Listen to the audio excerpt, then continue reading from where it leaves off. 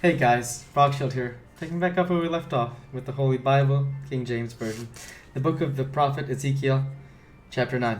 He cried also in mine ears with a loud voice, saying, Cause them that have charge over the city to draw near, even every man with his destroying weapon in his hand. And, behold, 6 men came from the way of the higher gate, which lieth toward the north, and every man's a slaughter weapon in his hand. And then one man was among them, was clothed with linen, with a writer's inkhorn by his side, and they went in and stood beside the brazen altar. And the glory of God of Israel was gone up from the cherub whereupon he was to the house of the threshold of the house. And he called to the man clothed with linen, which had the writer's inkhorn by his side. And the Lord said unto him, Go through the midst of the city, go through the midst of Jerusalem, and set a mark upon the foreheads of the men that sigh and that cry for all the abominations that be done in the midst thereof. And to the others he said in mine hearing, Go ye after him through the city and smite. Let not your eyes spare, neither have ye pity.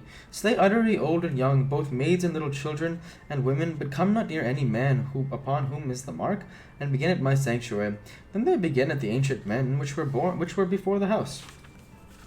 And he said unto them, Defile the house, and fill the courts with the slain. Go ye forth. And they went forth and slew in the city. And it came to pass, while they were slaying them, and I was left, that I fell upon my face, and cried, and said, Lord God, wilt thou destroy all the residue of Israel, and thy pouring out of thy fury upon Jerusalem?